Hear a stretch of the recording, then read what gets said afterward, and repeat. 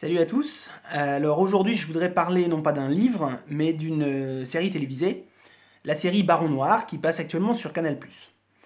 Une présentation rapide de la série d'abord. Alors, c'est une série qui est réaliste. La société qu'elle montre est la société française, une société française très semblable à celle que nous connaissons aujourd'hui. La série est centrée sur les milieux politiciens, avec un certain nombre de personnages qui sont des doubles, en fait, de personnages politiques réels. On a par exemple Amélie Dorandeux, qui est un personnage qui est un double de Macron, d'Emmanuel Macron. On a un autre personnage qui s'appelle Michel Vidal, qui est lui un double de Jean-Luc Mélenchon, etc.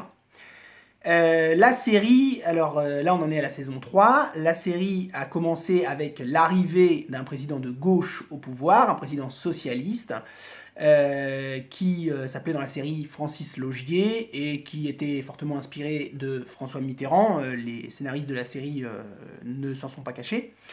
La chronologie de la série correspond à peu près à la chronologie réelle. Donc le Parti socialiste dans la série arrive à peu près au pouvoir vers 2012, comme dans la réalité. Et dans la suite, donc une fois le quinquennat de 2012 à 2017 passé, en fait, une partie, l'aile droite du Parti socialiste, va s'allier au centre droit et pour former un gouvernement centriste autour de la personne d'Amélie Dorandeux, ex-socialiste donc. Et c'est ici que commence la 3e saison de Baron Noir. Alors le principal personnage de la série, celui sur lequel elle est centrée, il s'appelle Philippe Rigvart, c'est un homme qui vient du nord de la France, qui a longtemps été maire de Dunkerque, qui a des racines ouvrières, qui est fier de se dire, de rappeler qu'il est fils de docker communiste, et qui a fini en prison lors d'une saison précédente pour avoir utilisé l'argent de la mairie de Dunkerque pour financer en partie la campagne électorale présidentielle du Parti socialiste. Alors, Philippe Rigvart, que veut-il, que pense-t-il? C'est un homme, un personnage, un homme politique de gauche du Parti socialiste.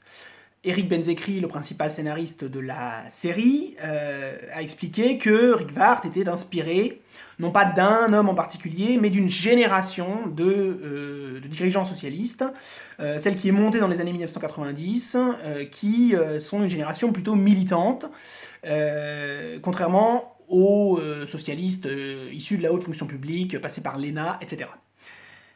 Sauf que Benzekri a quand même avoué qu'il y avait un personnage qu'on a un peu oublié aujourd'hui qui s'appelle Julien Drey, un personnage réel cette fois, dont Philippe Rigvart est fortement inspiré.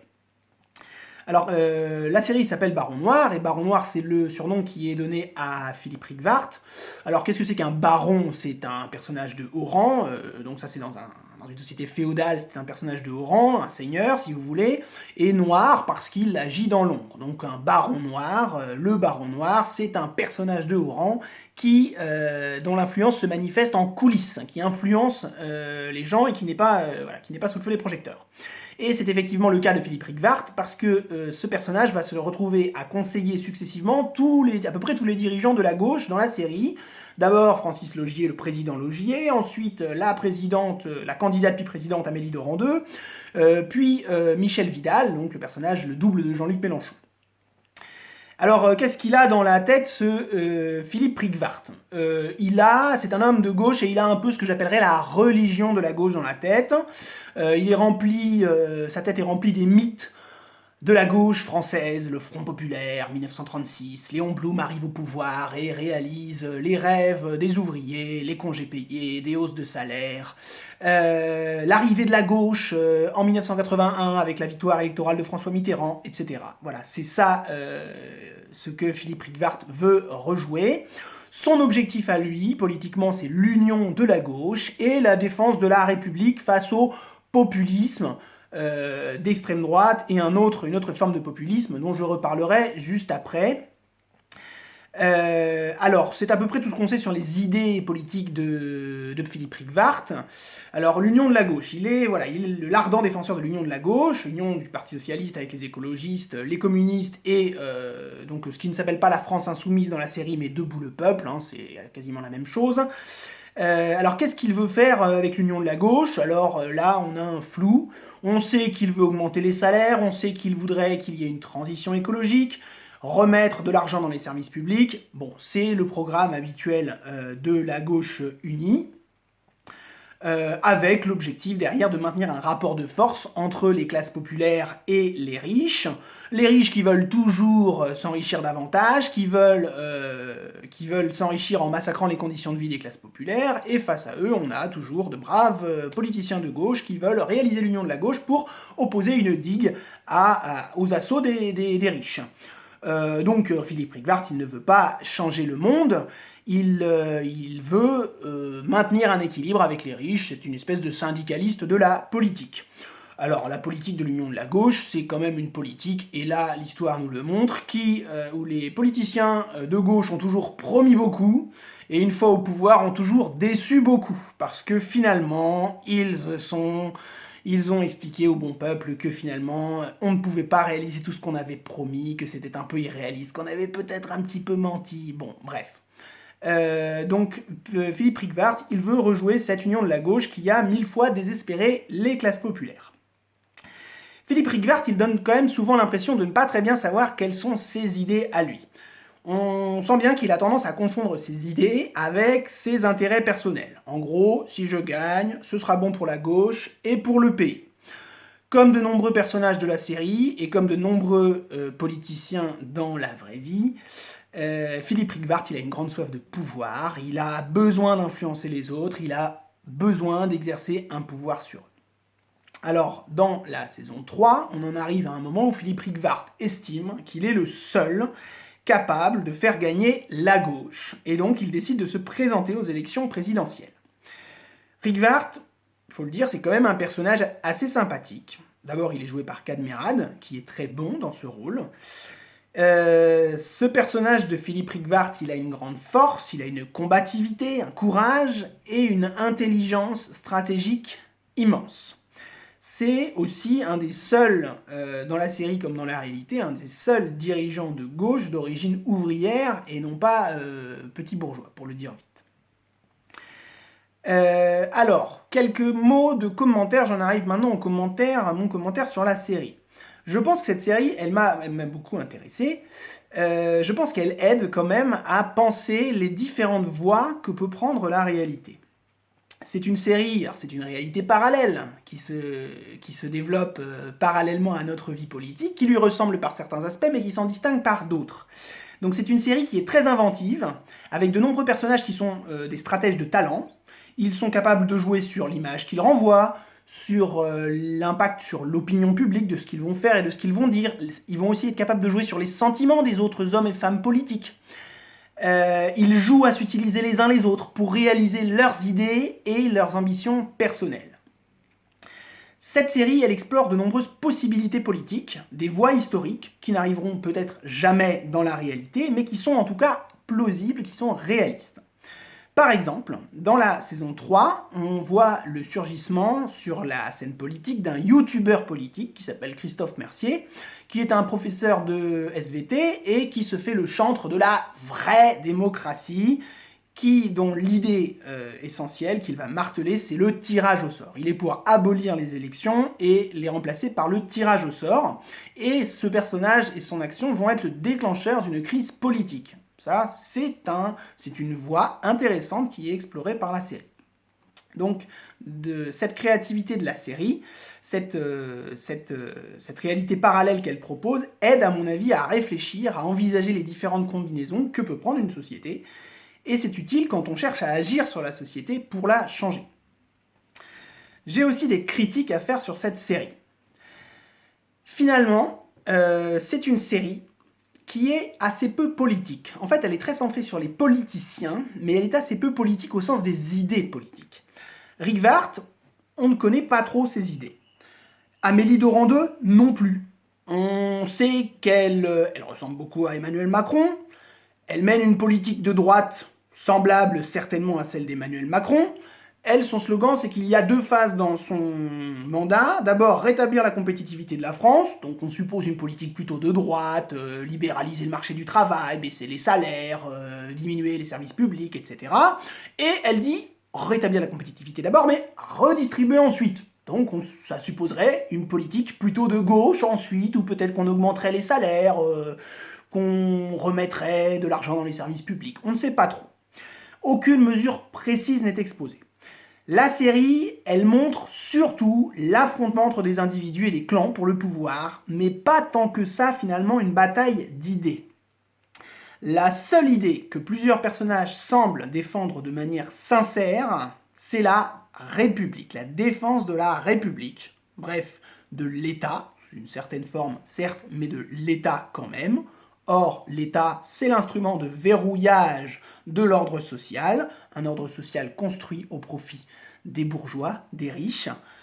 Et lorsque Doran II, Rigvart ou Vidal mènent une action pour défendre avec acharnement la République, ils font finalement un vrai job de politiciens bourgeois, défenseurs de l'ordre social, et là-dessus, c'est assez réaliste. C'est une série qui, autre critique, a tendance à schématiser la société à l'extrême. La société française se retrouve résumée à deux mondes qui se font face. D'un côté, le monde des politiciens, et de l'autre, la masse des citoyens, électeurs, téléspectateurs et internautes. La série ne montre finalement que les rapports entre ces deux groupes, avec aussi bien sûr les rapports internes au groupe des politiciens, mais surtout, voilà, ce sont ces deux mondes qui se font face. L'économie, les travailleurs, les grandes entreprises, les banques, tout ça semble est quasiment absent de la série. Et ça empêche vraiment la série d'atteindre un certain réalisme social. On parle bien sûr dans la série de travailleurs et de riches, mais de façon totalement désincarnée. Ça ne se voit pas vraiment, ça ne s'incarne pas dans des personnages. Même l'État, qui pourtant que côtoie tous les jours les politiciens que la série montre, l'État est représenté de façon très incomplète. Le poids de la haute administration, y compris de la police et de l'armée, n'est pas montré, ou peu. Alors que la haute administration exerce une véritable pression sur les hommes et les femmes au pouvoir. La pression des grandes banques, des institutions financières, des grandes entreprises, des grands groupes, ce que les marxistes appellent le grand capital, n'est pas montrée. Alors que, et ça c'est une grave entorse à la réalité, parce que cette pression elle est très forte. Dans la série, les dirigeants, finalement, avec toutes ces omissions, les dirigeants politiques que la série Baron Noir montre se voient donner une très grande liberté de mouvement qu'ils n'ont jamais dans la réalité. Alors c'est sûr que ça permet de raconter des histoires qui sont parfois plus intéressantes, plus piquantes que dans la réalité. Quoique, en tout cas, c'est un parti pris des créateurs de la série de se concentrer sur le monde politicien et sur leur stratégie. Soit, mais cela implique de payer un très lourd sacrifice au réalisme social et au réalisme politique. Et politique au sens où des forces qui agissent dans la société pour défendre leurs intérêts. Et il n'y a pas que des politiciens qui agissent dans la société pour défendre leurs intérêts, il y a aussi des forces économiques, il y a aussi des classes sociales, et celles-là sont largement absentes.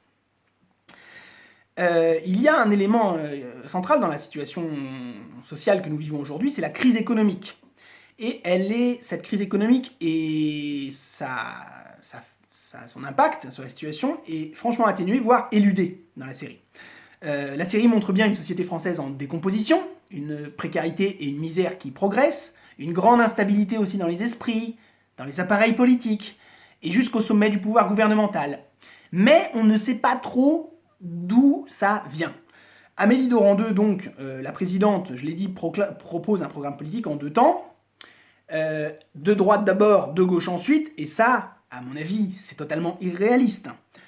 Comment serait-il possible qu'une femme avec un programme de droite arrive au pouvoir, soutenue comme elle l'est, comme Macron l'est aujourd'hui, par la haute administration, par une bonne partie du monde politique, par les dirigeants des banques, des grandes entreprises.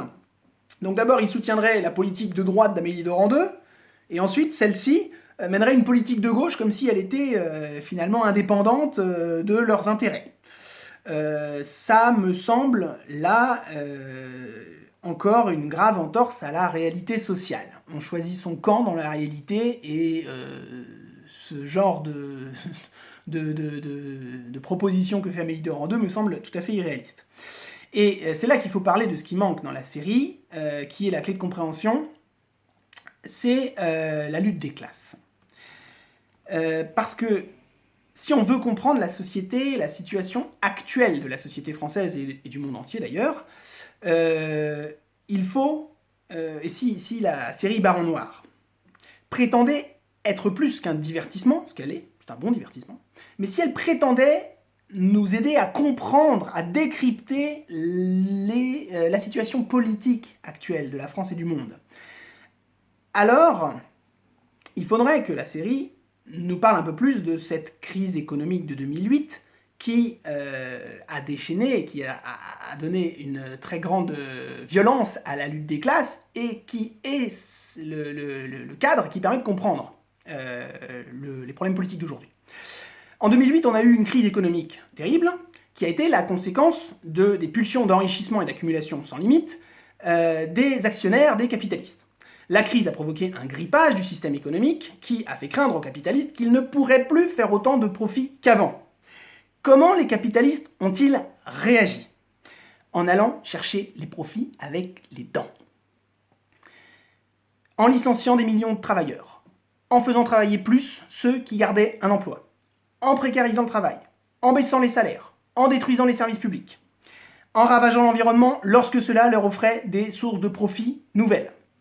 Les capitalistes, français comme ailleurs, ont dit aux politiciens à leur service « L'heure est grave, nous avons besoin de vous pour rendre le pays plus compétitif.